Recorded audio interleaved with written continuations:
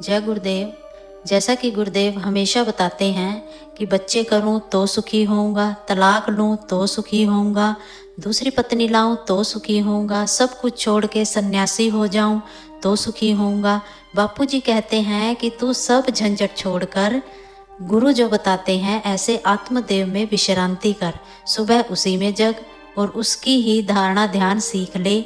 जो है वो होने दे, बस तू अंदर का स्वाद चख ले। एक अमीर व्यक्ति समुद्र में अकेले घूमने के लिए एक नाव बनवाता है और छुट्टी के दिन वह नाव लेकर अकेले समुद्र की सैर करने निकल पड़ता है।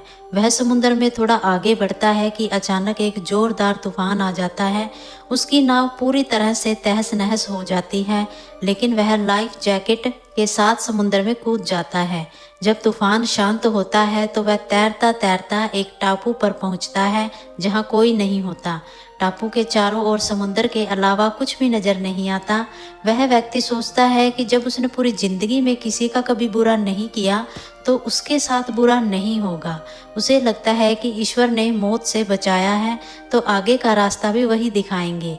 धीरे धीरे वह वहां पर उगे झाड़ फल पत्ते खाकर दिन बिताने लगता है, मगर अब धीरे धीरे उसे लगने लगता है कि वह इस टापू पर फंस गया है, मगर अब भी ईश्वर पर उसका भरोसा कायम रहता है। वह सोचता है कि इतने दिनों से वह इस टापू पर मारा मारा फिर रहा है, क्यों न यहाँ एक झोपड़ी बना ले। पता नहीं अभी और कितने दिन यहाँ बिताने पड़ेंगे। पूरे दिन लकड़ियाँ और पत्ते वगैरह इकट्ठा कर वह झोपड़ी बनाना शुरू करता है। रात होते होते उसकी झोपड़ी बनकर तैयार हो जाती है।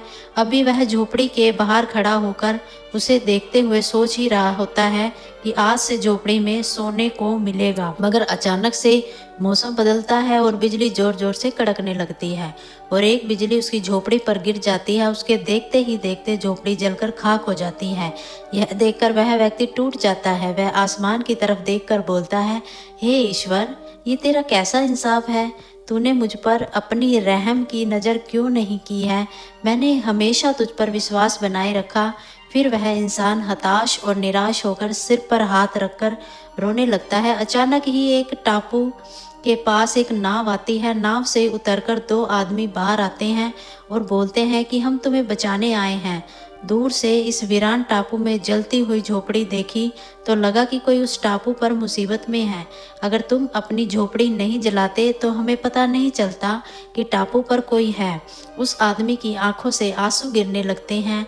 वह ईश्वर से माफ़ी मांगता है और बोलता है, हे ईश्वर, मुझे क्या पता था कि तूने मुझे बचाने के लिए मेरी झोपड़ी जलाई थी। अब तो मुझे निश्चिंत हो गया है कि आप अपने भक्त का हमेशा ख्याल रखते हैं।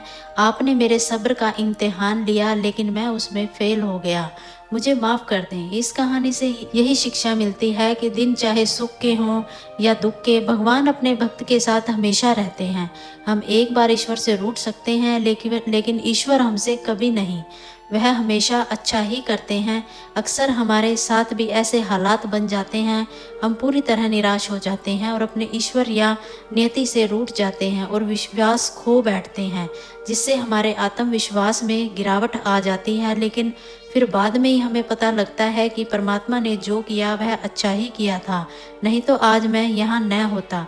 इसलिए मुसीबत या दुख के समय हार मानने की बजाय लगातार अपने कर्तव्य करते रहिए और बाकी अपने परम पिता परमेश्वर पर छोड़ दीजिए, क्योंकि वह जो करेंगे निश्चित अच्छा ही करेंगे। भौतिक सुख अस्थाई है, जबकि परमात्मा की भक्ति में स्थायी आनंद मिलता है। जय गुरुदेव।